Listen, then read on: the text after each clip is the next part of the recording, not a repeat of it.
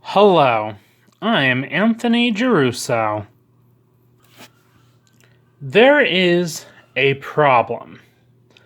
There are people out there who jump to conclusions, and that's a big problem. Especially in the paranormal fields, but also the skeptical field. This is a huge disservice to everyone within the paranormal community.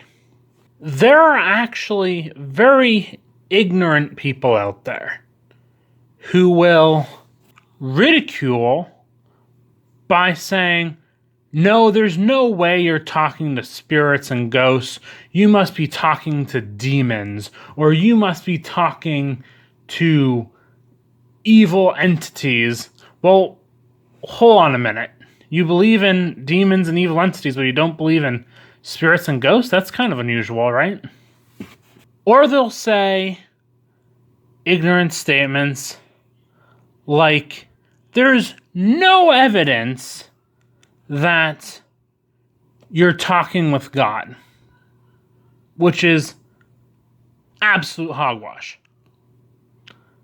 This proves to me that they are ignorant because they don't know the difference between evidence and proof. Evidence does not substantiate any claim. This is what you investigate. This is what you might collect. It could be circumstantial. It does not prove anything. For example, I've already taught multiple people how to collect and analyze the electronic voice phenomenon and communicate with spirits and get physical evidence that's auditory. This does not become proof suddenly that I'm talking with spirits or demons or angels. It is just evidence. Proof is when you actually use this evidence and you realize, oh my goodness, this actually is a true fact. So you're going from evidence, which is pretty much like the belief phase, and proof is the knowing phase.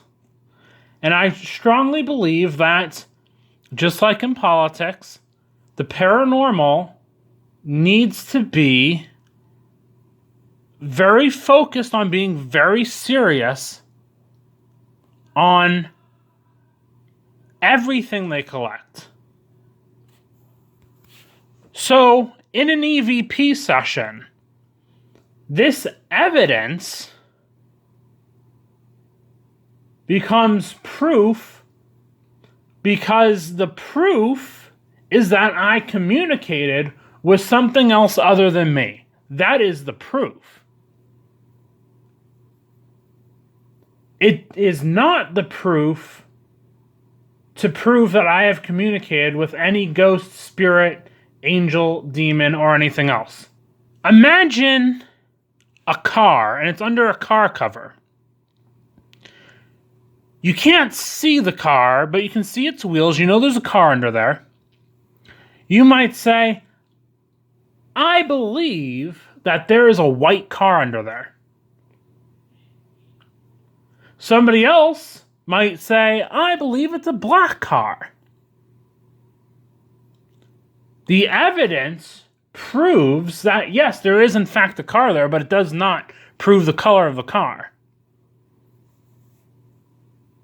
Okay, you have to use that same methodology when you communicate with God, when you communicate with spirits, when you communicate with extraterrestrials, when you communicate with anything that is not known to be human or not known to be a living human.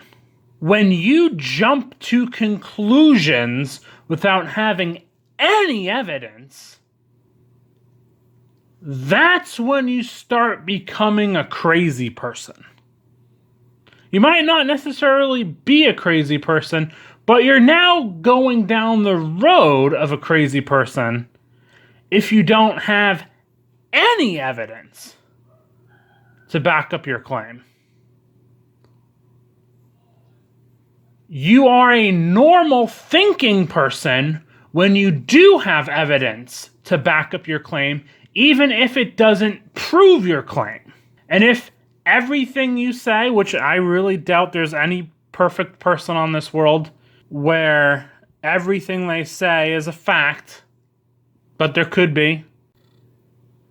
If in your life you only told facts, then you would be 100% verified, right? You already know everything.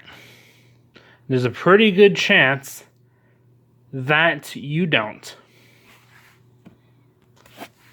Just like I said throughout my interview with God series, I was communicating with an entity claiming to be God. At this point in time, I have no reason to discredit this entity claiming to be God. It might as well be. It does not prove that I talk to God, but it is evidence that could lead to the proof. Or this evidence could become proof if other people did the same thing that I do. Just like in the scientific method, you need to have people redo and retry your experiments to get the same results to prove things. If you did that, you could verify that, yes, we are in fact talking with the real God. Some people have asked me, Anthony, what was your biggest success in being able to communicate with ghosts and spirits?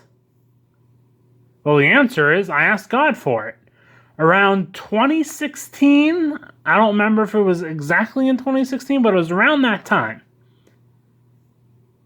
I had only seen maybe a handful of ghosts, had a handful of paranormal experiences, not many. Until I asked God to see these ghosts. And then what I did is I recorded the dates, the times. I really didn't start doing this until maybe like 2018 when I really started hammering down, putting in the dates and the times on everything. But even before then, before I started putting the times and dates on things, I wrote it down. I made a report, just like a security officer would do. This is actually one of the reasons I got into the security field, is because security officers already do what I've already been doing, making observations and reporting on those observations. That's why I like the security field. Because it's exactly what an intelligent person who sees and encounters ghosts should be doing. If you are a person and you've seen a ghost, you need to start making reports of every single ghost you see. If you see sea monsters, if you see UFOs, I don't know. Whatever it is that's paranormal, you need to observe and report those things. So you can provide this evidence of your sighting, which could become proof to other people later on. Just because it's stuck in the evidence phase as your report doesn't mean it's going to be evidence forever. It could become proof one day.